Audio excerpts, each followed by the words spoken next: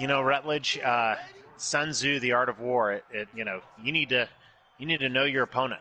You need to know what you do, but you need to know what your opponent does. Maybe better than what your opponent even is trying to do. One team that needs to figure out what they are going to be doing is this United States men's national soccer team. As we move on, that's quite a segue into our second quarter topic.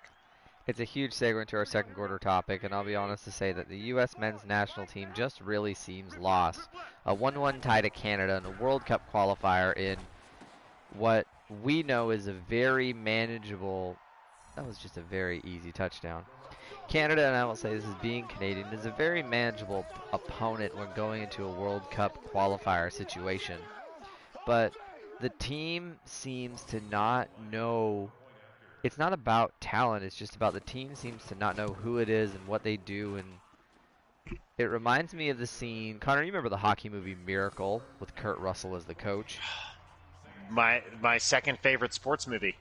As it goes, when he sat there and they sat on the rink after the game and they were skating, he kept asking them, who do you play for? It took one player to announce, I play for the United States of America, for them to get it of what they were due. This team just doesn't have that sort of spunk to it. They have the talent. They've got some things in the trophy case that we got earlier this summer. But here's a good example of just why we're not focused on what it is. Weston McKennie was sent home because he had multiple violations of the COVID-19 protocol, including he brought someone that was not authorized to be in the team's bubble to be inside the team's bubble. And you're representing the country at this point. It wasn't like he was on a club game. It wasn't like he was on a professional game. You're representing the country for a country that missed the World Cup last year and a country that desperately wants to love the sport that you're playing, and you're out doing whatever it is you're doing because you're not taking Canada serious. And it grinds my gears. Canada's got some players. Canada has some players. Kyle Laren's goal was no joke because, as Connor and I both know, being Orlando City fans, he is a good player. Canada doesn't produce slouches, and Honduras coming up is going to be no slouch. So that's going to be, Rutledge, and I'll let you finish here. But one of the things about CONCACAF within the World Cup qualifying, especially as it relates to U.S. going on the road. Some of these stories you've read, especially about like a place like Honduras. The H in Honduras stands for hostile environment within their soccer stadium. Those fans are going to be wild. Those fans are going to be supporting their team, and those fans are going to want nothing more than to be in America that, quite honestly, has seemed kind of uninterested in sleepwalking through their first couple of matches in World Cup qualifying. And we definitely can't be a sleepwalking club. There is no blocking on this Saints team as I try to throw passes. No blocking. We can't be a team that has to slouch. Our other countries are really going to take the World Cup qualifying extremely, extremely serious, and we would hope that our roster would too. And did we peak too early? Did we get too excited early? Do we not care?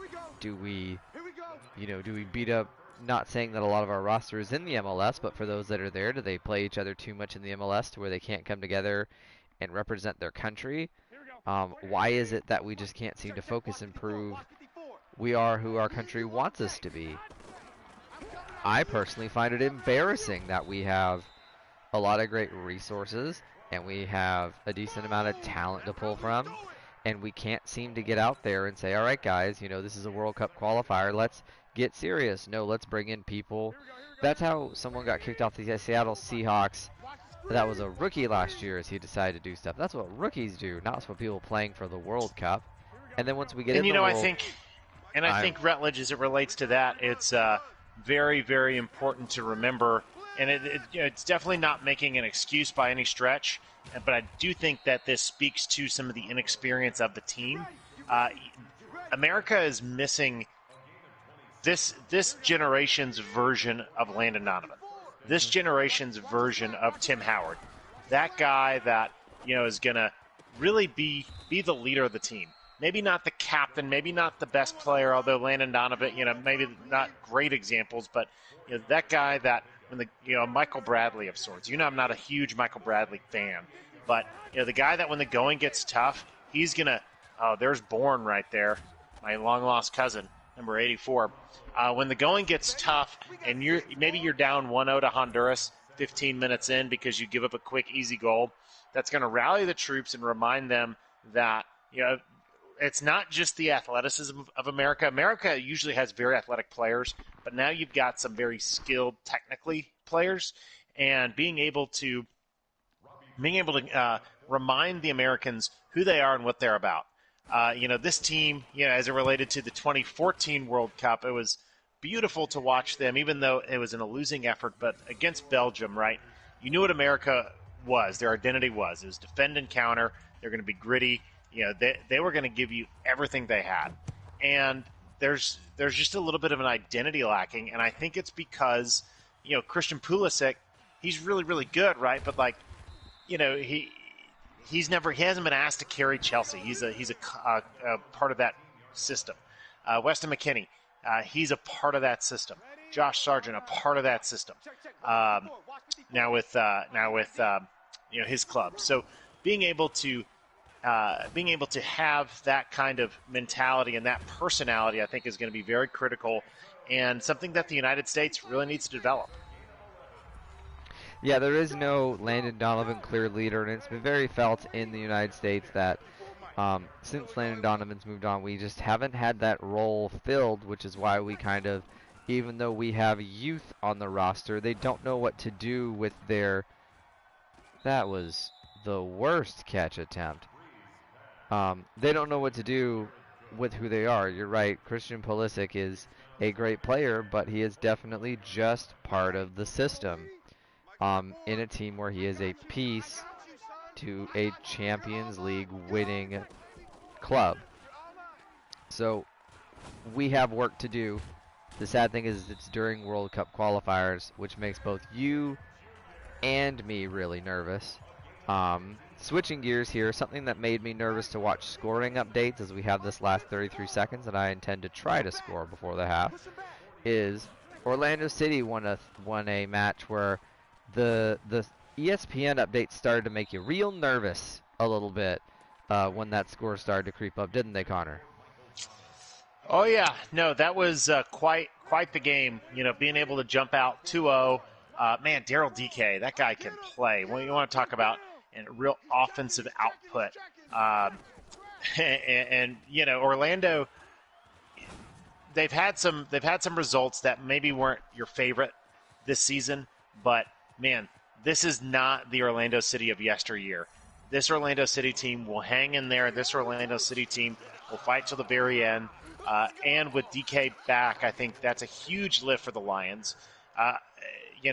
Apparently Pato is training, so as much as we, love the fire and tenacity of Tesho Akindele, he just isn't clinical in front of goal. And you've got a guy in Daryl DK that could very well win that striker position for the United States men's national team, which is one of the really open positions on that roster. And, it's going to be really exciting to see this season finish because, as we get down to the business end of the season, Orlando's in the second seed right now. And, they're battling Nashville for the second seed, but this is a good quality team that, can make a deep run of the Eastern Conference playoffs. They definitely can. They won't win the Eastern Conference as New England has that locked up with 52 total points for the year, but they definitely have a good shot at making some really good playoff magic as they're tied points-wise with Nashville. And as we know, in the United States, it's not about how you finish the season, it's about how you finish the playoffs. Great terminology. It's about how you finish playing Madden 20 with each other. I don't want to talk about it.